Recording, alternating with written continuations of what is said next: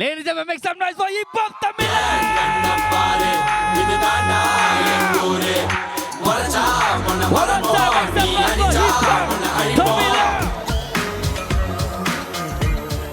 இந்த இன்டர்வியூ ஆரம்பிக்கிறதுக்கு முன்னாடி நம்மளுடைய மேஸ்ட்ரோ ப்ரொடக்ஷன் குரூப்புடைய சேர்மன் நம்மளுடைய பார்த்திபன் சார் வந்து கூப்பிடுறதுக்கு நம்ம வந்து கடமைப்பட்டிருக்கோம். Give it up for Parthiban sir, guys, come on.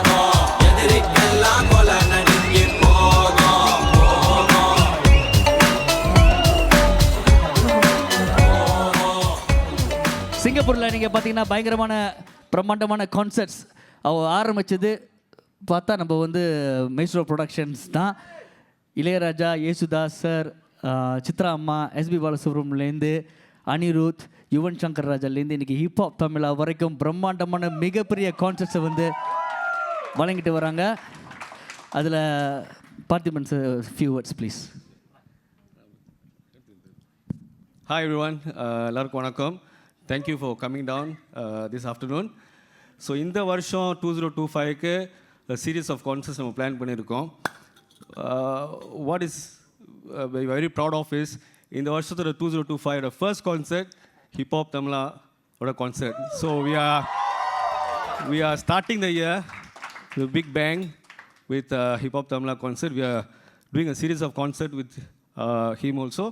So our next concert will be in Sri Lanka, April 5th. அங்கே இருந்தீங்கன்னா கண்டிப்பாக வாங்க. He is a great artist, a great music composer, a great actor, ஒரு சகலகலா வல்லவன், producer, director, rapper. But what is most interesting is he is a great person, his personality. ரொம்ப ஒரு கஷ்டம்னு சொல்ல முடியாது, ஒரு சாதாரண சூழ்நிலையிலேருந்து இன்றைக்கி வந்து இந்த அளவுக்கு உயர்ந்திருக்கிறாரு. இது வந்து ஒரு சாதாரண விஷயம் இல்லை. It lot of hard work, lot of challenges, ரொம்ப கஷ்டமாக it's not easy industry to be in. And today for what he is today, அது வந்து ரொம்ப ஒரு டெடிக்கேஷன், பெர்சிஃபரன்ஸ், அவ்வளோ ஹார்ட் ஒர்க் இருந்தால் தான் இன்றைக்கி இந்த நிலைமைக்கு வர முடியும். So hats off to you. Thank you so much. Thank you so much. Thank you. நன்றி. ஸோ ஹிப்ஹாப் தமிழ்நாட்டில் ஒரு பெரிய டீமே இருக்குது. ஸோ ரொம்ப முக்கியமானவங்க வந்து ஆதி ப்ரோவும் ஜீவா ப்ரோ தான். ஜீவா ப்ரோ வர முடியல, we all miss him, but he'll be here for the concert, and hope to see you all at the concert as well. And I would like to say a special thanks to my team, Maestro Productions, Jessica Parthiban, Guru Saravanan, Santosh, Gugan, and Alex. So thank you all, and thank you to all the partners, sponsors, Casualina Curry, Mr. Elango, co-presented by Ishara Jewelry and Aksha Weaves, and supported by Magic World. Okay, thank you very much. Nalla content போடுங்க. Thank you, and I'll hand over the mic to Jainesh, and thank you bro. Thank you so much. Adina உங்களுடைய few words maestro கூட work பண்ணுறது உங்களுக்கு எப்படி இருக்குது? 2 concert பண்ண போகிறீங்க, இதுதான் ஃபர்ஸ்ட் டைம். ஓகே. ஆனால் இது இப்போ என்ன சொல்லுது, கண்டினியூஸாக இப்போதைக்கு 2, இன்னும் போக போக இன்னும் நிறைய கூட இருக்கலாம். அண்டு இதான் முதல் தடவை சந்திக்கிறேன் நான். ஆல்ரெடி இவங்க ஒரு 100 தடவை பேசிட்டாலும் நான் இப்போ தான் சந்திக்கிறேன். ஸோ அவ்வளோ சீம்லெஸ்ஸாக இருந்துச்சு. No formalities, nothing, super chill there to work with. And the second leg of the concert, the first leg of Return of the Dragon Machi World Tour was a huge hit. So second leg வந்து இன்னும் pump அப் பண்ணி இன்னும் எக்ஸ்ட்ராடினரியான ஒரு production வேலையோட பண்ண போகிறோம். So thank you for supporting us, thank you for supporting our vision. Thank you all of you. Thank you Parthiban sir, thank you so much. Thank you. நான் வந்து எல்லாம் வந்து ஸ்டூடெண்ட்ஸு, ஓகே, கொஞ்சம் சாந்தமானவனுங்க. இப்போ வந்திருக்கிறவங்கலாம் வந்து வெறி பிடிச்ச கண்டென்ட் கிரியேட்டர்ஸ், கண்டென்ட் அலையிறவனுங்க இப்போ வந்திருக்கிறவங்க. இல்லை, சிங்கப்பூர், இந்தியா, மலேசியா அப்படின்னு நிறைய கண்டென்ட் கிரியேட்டர்ஸ் வந்திருக்காங்க. கண்டென்ட் கிரியேட்டர்ஸ் எங்கே இருக்கீங்க? எல்லாம் நானும் தான். ஸோ வந்து ஒரு பெரிய விஷயம் என்ன பார்த்தீங்கன்னா, நீங்களும் வந்து ஒரு இண்டிபெண்டன்ட் ஆர்டிஸ்டாக ஆரம்பித்து இன்றைக்கி வந்து பெரிய அளவில் வந்து வளர்ந்துருக்கீங்க. அண்ட் என்ன அமேசிங்கான ஒரு விஷயம், என்ன ஒரு கேள்வி என்ன உறுத்திக்கிட்டே இருக்குது அப்படின்னு பார்த்தீங்கன்னா, நீங்கள் வந்து ஒரு மியூசிக் டைரக்டர், ஒரு ஹிப்ஹாப் ஆர்டிஸ்ட், ஒரு இசையமைப்பாளர், ஒரு பாடல் ஆசிரியர், ஒரு ப்ரொடியூசர், ஒரு டைரக்டர், ஒரு நடிகர், ஒரு விஷயத்தை செய்கிறதுக்கே நம்மளால் முடியாது. இப்போ உங்களை கேட்டால் கூட நீங்கள் என்ன சொல்லுவீங்க? எங்கள் டீம் இருக்காங்க, எனக்கு எல்லா பசங்க நம்ம எல்லாம் ஒன்றா சேர்ந்து செய்கிறோம் அப்படின்னு. பட் நான் நினச்சி பார்க்கும்போது இட்ஸ் இம்பாசிபிள். ஒரு ஆளால் செய்ய முடியிற விஷயம். அதுக்கப்பட்ட இல்லை உங்களுக்கு வந்து மியூசிக் லேபிள் இருக்குது, அப்புறம் க்ளோத்ஸ் பிராண்டிங் இருக்குது. அப்புறம் 2023 வந்து உங்களுடைய டாக்டரேட் பட்டத்தை வந்து மியூசிக் ஆண்டர்பிரினர்ஷிப்பில் வந்து முடிச்சிங்க. எப்படி பண்ணுறீங்க இதெல்லாம்? எப்படி எங்களால் ஒரு விஷயத்தை தூங்குவீங்களா, வீட்டுக்கு போவீங்களா, இல்லை ஆஃபீஸ்லேயே இருப்பீங்களா? ஹவு இஸ் இட் பாசிபிள்ங்கிறது தான் முதல் கேள்வி. Please share with us. Still got a lot to do. Still have a lot of time in a day where I waste overthinking.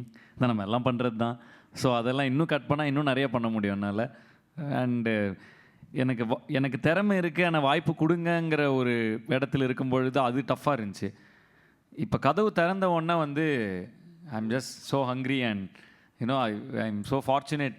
என்னை இந்த இடத்துல எல்லோரும் கொண்டு வந்து வச்சிருந்தால I want to do everything. I want to keep doing everything. அவ்வளோதான். I just want to நேற்றை விட இன்றைக்கி சூப்பராக இருக்கணும், அவ்வளோதான் என்னோட மோட்டோ. ஸோ அதனால் பண்ணிகிட்டே இருக்கேன். இல்லை அந்த மாதிரி தெரியல. உலக நாயனுக்கு அடுத்து இவ்வளோ விஷயம் செய்கிறது, டிஆருக்கு அடுத்து இவ்வளோ விஷயம் செய்கிறது நீங்கள் என்ன கேட்டிங்கன்னா the bold statement very underrated என்ன கேட்டிங்கன்னா. பிகாஸ் நீங்கள் இவ்வளோ விஷயம் வந்து செய்கிறீங்க அண்ட் இன்னும் நிறைய விஷயம் பண்ணுறீங்கிறது வந்து இட்ஸ் இம்பாசிபிள். ஏன்னா இப்போ வந்து ப்ரொடக்ஷன் வேறு பண்ணுறீங்க. ப்ரொடக்ஷன் சொல்லும்போது அந்த படத்தை போய் விற்கணும், அந்த படத்தை பல மொழிகளில் மாற்றணும், பல ஊர்களில் போய் சேர்க்கணும். அதே ஒரு பெரிய வேலை. அண்ட் டேரக்டர் இன்னொரு முக்கியமான விஷயம், ஒரு டேரக்டர்னால் வந்து எல்லாம் வெடிச்சு போயிருப்பாங்க. ஏன்னா சொந்தமாக அவங்கள வந்து பார்த்துக்க மாட்டாங்க. பிகாஸ் அவங்களுக்கு டைம் கிடையாது, நேரத்தில் சாப்பிட மாட்டாங்க. நீங்கள் வந்து உங்களை ஹெல்த்தையும் பார்த்துக்கணும், உங்கள் ஃபிட்னஸையும் பார்த்துக்கணும், உங்களுடைய அழகையும் பார்த்துக்கணும். And on top of that concert வேறு செய்கிறீங்க. ஸோ உங்களை மாதிரி 2 பேர் இருக்காங்களா? நீங்கள் ஏலியனா? ஆமாம், ஏலியன் தான். தெரில, எனக்கு ரொம்ப சந்தோஷமாக இருக்குது இதெல்லாம் பண்ணுறதுக்கு. பிடிச்ச விஷயத்த பண்ணும்போது எனக்கு தெரிஞ்ச அதில் வந்து டிஃபிகல்ட்டிஸுங்கிறதே இருக்காதுன்னு நினைக்கிறேன். பிடிச்ச விஷயத்த பண்ணும்போது வெற்றி தோல்வி கூட இருக்காது. நான் என்றைக்கு ஊர்லேருந்து கிளம்புனோ அன்றைக்கே நான் ஜெயிச்சிட்டேன். என்னை பொறுத்த வரைக்கும் ஒரு மிடில் கிளாஸ் குடும்பத்தோட மனநிலை, படித்து முடித்து வேலைக்கு போ, இது பண்ணுங்கிற இடத்துலேருந்து இல்லை நான் ஏதோ ஒன்று புதுசாக பண்ணுறேன், எனக்கு பிடிச்சதை பண்ணுறேன்னு வர இடத்துலேயே நான் போதும், இதுவே போதுங்கிற ஒரு மனநிலைக்கு வந்துட்டேன். அதுக்கு மேலே கிடைக்கிற எல்லாமே போனஸ். அப்படி தான் பார்க்குறேன். என்கிட்ட ஒரே ஒரு லைஃப் தான் இருக்குது. இது முடிஞ்ச அடுத்த ஜென்மத்தில் என்னென்னு எனக்கு தெரியாது, போன ஜென்மம் என்னென்னு இந்த ஜென்மத்தில் தெரியாது. அவள் இருக்கிறது இந்த ஒரு லைஃப். இந்த ஒரு லைஃப் டைமில் எவ்வளோ பண்ண முடியுமோ, எவ்வளோ எக்ஸ்பீரியன்ஸை சேர்த்த முடியுமோ அவ்வளோவும் சேர்த்தணுங்கிறது தான் என்னோடய ஆசை. எவ்வளோ மனிதர்களை போய் சந்திக்க முடியுமோ, எவ்வளோ அன்பை வாங்கிக்க முடியுமோ, ஸோ அதுக்கெல்லாம் என்னென்னலாம் பண்ண முடியுமோ அதுதான் என்னை ட்ரைவ் பண்ணுது. ஸோ இது நான் யோசிக்கிறது கூட இல்லை, இப்படி பண்ணுறோம் இந்த மாதிரி. It is just a way of லைஃபாக மாறிடுச்சு. ஒரு காலத்தில் இது வந்து எனக்கு கதவு மட்டும் திறந்தால் போதுங்கிற மாதிரி இருந்துச்சு. அது திறக்கல, அப்புறம் உடச்சிட்டு உள்ளே போட்டுட்டோம். அதுக்கப்புறம் வந்துட்டு அங்கேருந்து அப்படியே வந்து இட் ஆல் ஃபீல்ஸ் லைக் அப்படியே போயிட்டே இருக்கு எங்களுக்கு. இது என்ன பண்ணுறோம் அப்படி பெருசாக நாங்கள் யோசிக்கிறதுலாம் இல்லை. 10 பேர் ஆரம்பித்தோம், 10 பேர் இருந்தாங்க ஃபஸ்ட்டு ஷோவில். 20 ஆச்சு, 100 ஆச்சு, இன்றைக்கி லட்சக்கணக்கில் உலகம் பூரா, அதுவும் எல்லா கண்ட்ரீஸில் எங்கெங்கெல்லாம் தமிழர்கள் வாழ்கிறாங்களோ அங்கெங்கெல்லாம் போய் கான்சர்ட் பண்ணுறோம். ஸோ இதுவே ஒரு பெரிய, we are very thankful for that. So we are very grateful for whatever has happened and is going to happen. So we are just spreading the positivity. அவ்வளோதான். ரொம்ப சிம்பிளாக முடிச்சிருக்கீங்க நீங்கள். Very simple, very simple. Big round applause please guys அவருக்கு. Thank you. And அண்டர் ரேட்டட்னா வந்து இதை வந்து மார்க்கெட் பண்ணி இதை சூப்பராக ஸ்ட்ரக்சர் பண்ணி சூப்பராக பண்ணால் இது வந்து ஒரு மாதிரி பயங்கரமாக இது பண்ணி பண்ணுறப்பவே ஹைப் பண்ணி நல்ல ஒரு மார்க்கெட் பண்ணால் இது பயங்கர நம்ம அந்த ரேட்டட் ஃபேக்டருக்கு வரலாம். பட் அதில் டைம் ஸ்பெண்ட் பண்ணுறதை விட திரும்ப அந்த டைமில் இன்னொரு ஆர்ட்டை பண்ணலாங்கிறது தான் இதாக இருக்குது. Because at the end of the day நம்ம வாழ்ந்து முடிக்கிற அந்த லைஃப் டைமில் எவ்வளோ ஆர்ட்டை சொசைட்டிக்குள்ளே போடுறோமோ அது எல்லாமே ஒரு ஆர்ட் பீஸ். அது இன்றைக்கி ஹிட் ஆகணும்னு இல்லை, நாளைக்கு ஹிட் ஆகணும்னு இல்லை. நம்ம வாழ்ந்து நம்மளோட வாழ்க்கை என்ன சொல்லுச்சுங்கிற ஒரு விஷயந்தான் எண்ட் ஆஃப் த டே பார்க்க போகிறாங்க. ஸோ நம்ம இருக்கிறப்ப இந்த பாட்டை வந்து இப்படி பண்ணி அது ஒரு பில்டப் கொடுத்து அதெல்லாம் வந்து தேவையில்லைன்னு நான் நினைக்கிறேன். ப்ரொடியூஸ் பண்ணோம், ஓகே டன், நெக்ஸ்ட் அடுத்துன்னு போகிறது தான். Because time is very limited. நம்மக்கிட்ட பணம் சேர்க்கலாம், எல்லாமே சேர்த்துக்கலாம், வச்சுக்க முடியாத ஒன்று டைம் தான். ஸோ இந்த நிமிஷம் போயிடுச்சுன்னா அடுத்த நிமிஷம். ஸோ அதில் உட்காந்து நம்ம எப்படி நம்மளை பில்ட் பண்ணிக்கிறோங்கிறதெல்லாம் அது தேவையில்லைன்னு நினைக்கிறேன். போய்கிட்டே இருக்க வேண்டிதான். எண்ட் ஆஃப் த ஜேர்னியில் அது எப்படியும் தெரிய தான் போகுது. ஸோ அதனால் வந்துட்டு let's concentrate on taking the next step. அவ்வளோதான் என்னோட ஐடியா. இதில் இன்னொரு முக்கியமான ஒரு விஷயம் நீங்கள் பண்ணிட்டு வரீங்க, தமிழண்டா மூவ்மெண்ட் அப்படி ஒரு மூவ்மெண்ட் பண்ணுறீங்க, தமிழுக்கு வந்து நிறைய முக்கியத்துவம் நீங்கள் வந்து கொடுக்குறீங்க. அதில் உங்களுக்கு நிறைய கான்டென்ட் இருக்கிறதுனால நீங்கள் ஒரு நாவல் எழுத ஆரம்பிச்சிருக்கீங்க அப்படின்னு நான் வந்து ஆமாம் கேள்விப்பட்டேன். அது வேற பண்ணுறீங்க எப்படி? இல்லை, நாங்கள் வந்து 2015 நான் படத்துக்கு வந்த உடனே அது வரைக்கும் எல்லாம் அதே ரூமில் தான், இப்போ அதே பசங்கள்லாம் ரூம் எடுத்து தங்கியிருந்தோம் சென்னை வந்து. அதே ரூமில் தான் அப்படியே செட் பண்ணி ஸ்டூடியோ ஆரம்பிச்சு அப்படியே போயிட்டு இருந்துச்சு. படத்துக்கு வந்தோடனே எனக்கு பிடிச்ச வேலையை பண்ணுறது திடீர்னு காசு கொடுக்க ஆரம்பிச்சிட்டாங்க. எனக்கு அந்த காசை வச்சு என்ன பண்ணுறதுனே தெரில. என்னடா அப்புறம் அது படம் ஒரு ஒன்று ஹிட்டாக இன்னும் அதிகமாக கொடுக்க ஆரம்பிச்சா, ஐயோ இவ்வளோ காசு வச்சு நம்ம ஒன்றா ஃபுல்லாக சாப்பிட்டு தீத்துருவோம் நாங்கள். அப்படி தான் போய் ஐஸ்கிரீம் சாப்பிட்டு அந்த மாதிரி ஒரு கும்பல் நாங்கள். ஸோ அதனால் ஐயோ என்ன பண்ணுறதுன்னு தெரில. சரி இது எதாவது ஆக்கப்பூர்வமாக அதை மாற்றுவோன்னு சொல்லி ஆரம்பித்தது தான் தமிழண்டா மூமெண்ட். ஸோ தமிழண்டா மூமெண்ட்டோட முதல் கலைப்படைப்பு வந்து டக்கரு டக்கரு. ஸோ ஜல்லிக்கட்டுக்காக நாங்கள் ஒன்று பண்ணோம். அதில் ஒரு ஒரு ஒரு ஒரு விஷயம் அதில் எங்களுக்கு நடந்துச்சு, எங்களையும் அது எவால்வ் பண்ணுச்சு. ஸோ அதுக்கப்புறம் ஆக்கப்பூர்வமாக அறிவியல் பூர்வமாக அணுகணும்னு முடிவு பண்ணோம். தமிழ் டாக்குமெண்ட்ரி எடுத்தோம். கிட்டத்தட்ட 3 வருஷம் 3.5 வருஷம் அதுக்கு ஒரு பெரிய டீம் கிட்டத்தட்ட 30,000 கிலோமீட்டர் மேலே ட்ராவல் பண்ணாங்க அவங்க. அந்த தமிழ் டாக்குமெண்ட் பண்ண இண்டஸ்ட்ரியிலலாம் போய் வீடியோ எடுத்தாங்க. ஸோ அப்படி ஒரு டீம். ஸோ எங்களுக்கு வந்து அந்த காசு வருது, அதை வந்து நம்ம வந்து கார் வாங்கலாம், இது வாங்கலாம், செம்மையாக நம்ம லைஃப் ஸ்டைலை இன்க்ரீஸ் பண்ணிக்கலாம், ஆர் நம்மளோட எக்ஸ்பீரியன்ஸஸை இன்க்ரீஸ் பண்ணிக்கலாம். ஸோ அதுக்கு அதை யூஸ் பண்ணலாம். இந்த மெட்டீரியல் மேட்ரு வந்து அப்போவே போயிடும். அது வந்து அது நமக்கு ஒரு இதே தராது. ஆனால் எக்ஸ்பீரியன்ஸ் எடுத்துக்கிட்டோன்னா அது பயங்கர வேல்யூபுளாக இருக்கும். ஸோ அதனால் எக்ஸ்பீரியன்ஸ் சேர்க்கணுங்கிற முடிவில் இறங்கினது தான் தமிழண்டா மூமெண்ட்டோட அந்த பயணம். அதில் நிறைய தமிழ் பற்றி ரிசர்ச் பண்ணோம், நிறைய டீம் சேர்ந்தாங்க. தமிழ் டாக்குமெண்ட்ரியோட எண்டு வந்து ஆதிச்சநல்லூரை தோணுனா இன்னும் நிறைய விஷயங்கள் நடக்குங்கிறது தமிழோட கிளைமேக்ஸ். அங்கேருந்து ஒரு வருஷம் கழித்து உண்மையிலே தமிழ்நாடு தொல்லியல் துறை ஆதிச்சநல்லூர், சிவகலை இந்த மாதிரி இடங்கள்லாம் தோன்றுறாங்க. அங்கேருந்து 4 வருஷம் கழித்து இன்றைக்கி வந்து the world's oldest iron age is in தமிழ்நாடுன்னு அனௌன்ஸ் பண்ணியிருக்காங்க. அதாவது உலகம் பூரா காப்பர் செம்பை பிரான்ஸ் ஏஜில் யூஸ் பண்ணிக்கிட்டு இருந்தப்போ அதுக்கு முன்னாடியே அயன் கண்டுபிடிச்சி பயங்கர எவால்வ்டாக வாழ்ந்துட்டு இருந்த ஒரு இனமாக நம்ம இருந்திருக்கோம். ஸோ இந்த மாதிரி விஷயங்கள் வந்து ஒரு ஒரு ஒரு பயங்கர சாட்டிஸ்ஃபேக்ஷன் கொடுக்குது. இதையும் நாங்கள் டாக்குமெண்ட் பண்ணியிருக்கோம் லாஸ்ட் 4 இயர்ஸாக தமிழண்டா மூமெண்ட்டில். அடுத்த வருஷம் அது படமாக வந்து ஃபெஸ்டிவல்ஸுக்கு அனுப்ப போகிறோம் அந்த டாக்குமெண்ட்ரியை. இதுதான் வந்து எங்களுக்கு ஒரு சந்தோஷமாக இருக்குது. ஸோ அப்போ இதில் என்ன ஆகுதுன்னா நிறைய நாலேஜ் நம்ம எடுத்துக்கிறோம்.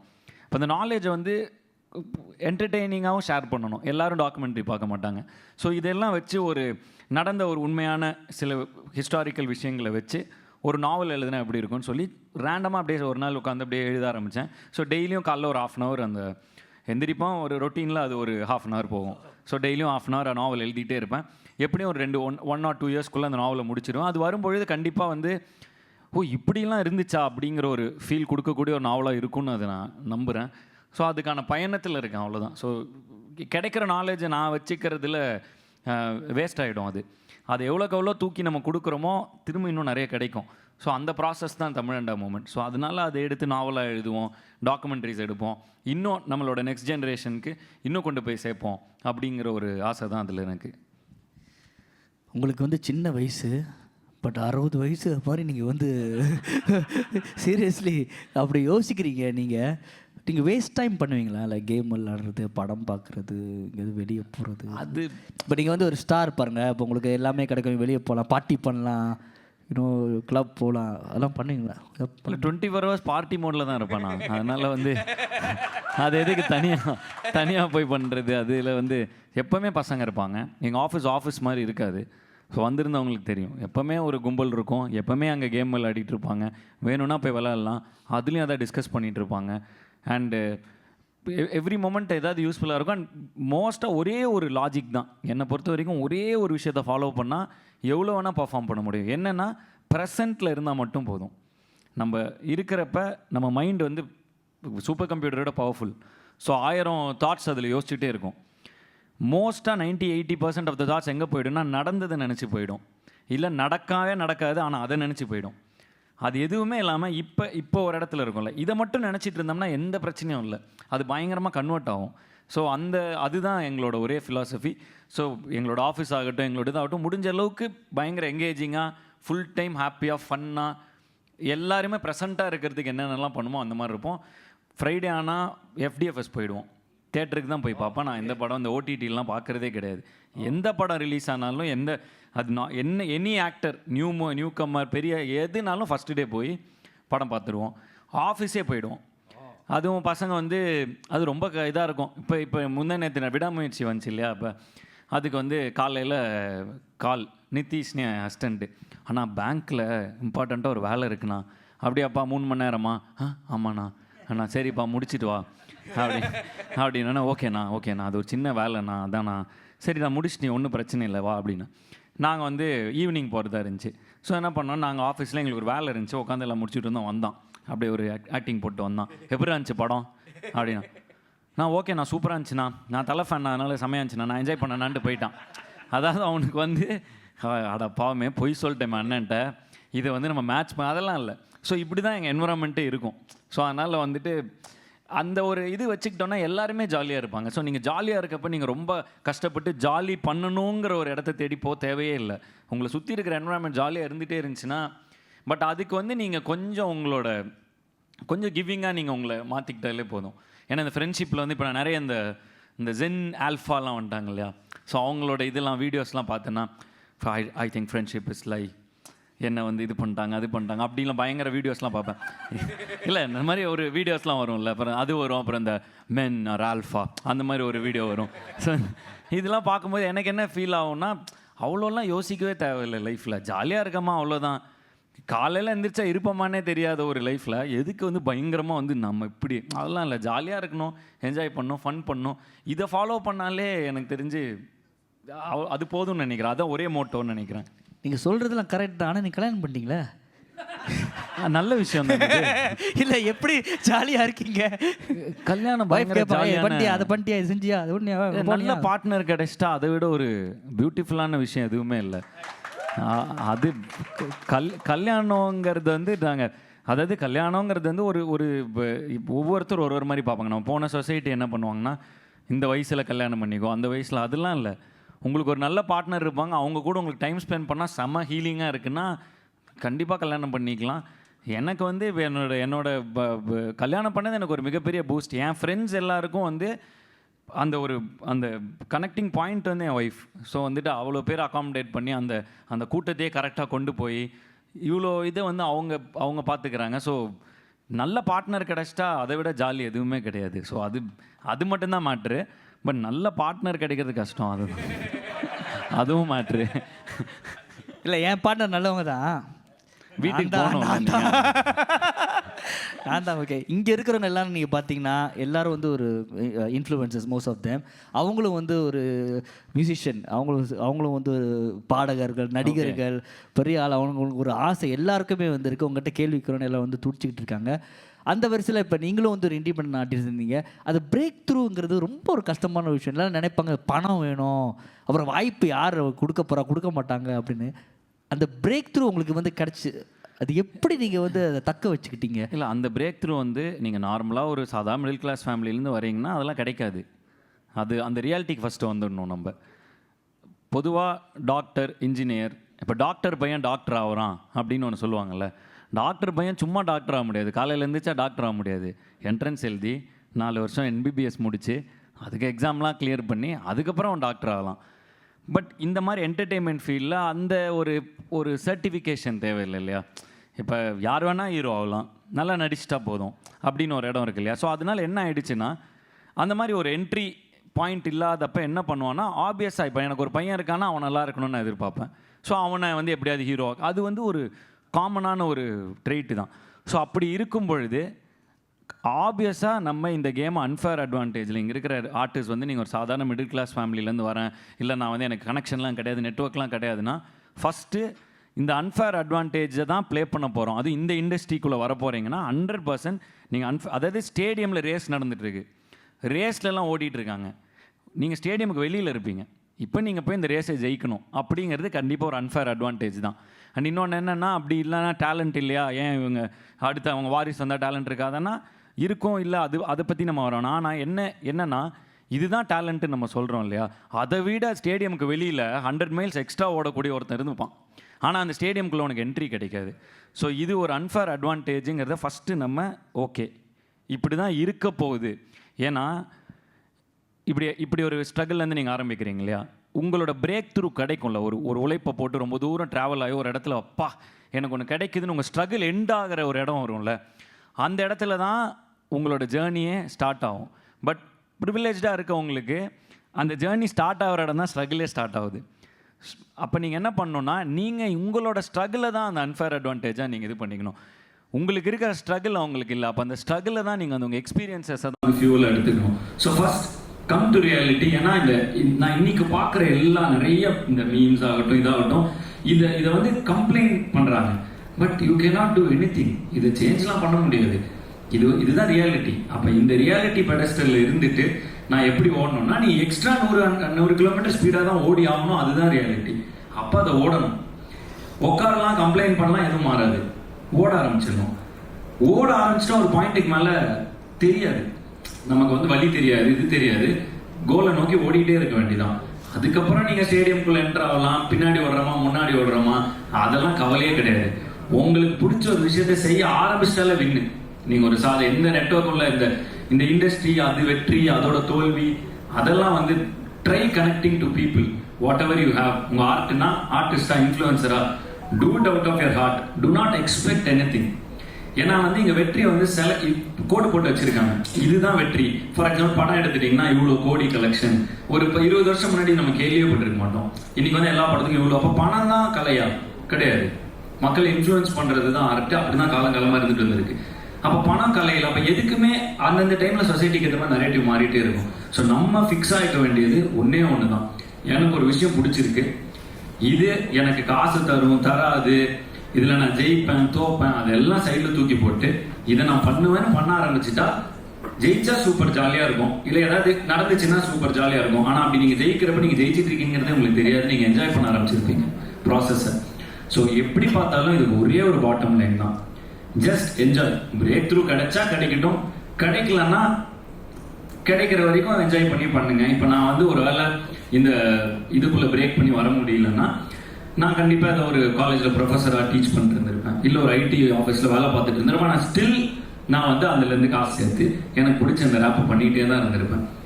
நல்ல வேலை எனக்கு வந்து மியூசிக் டைரக்ஷன் இதெல்லாம் கிடைச்சனாலே இதுல வந்து. So the moment you give up on that dream is when the artist in you dies. So for all the budding artists, ஜாலியாக பண்ணுங்க. ஜெயிக்கிறோம் தோக்குறோம்லாம் அதெல்லாம் நெக்ஸ்ட். தோத்தாலும் ஜெயிச்சாலும் மியூசிக்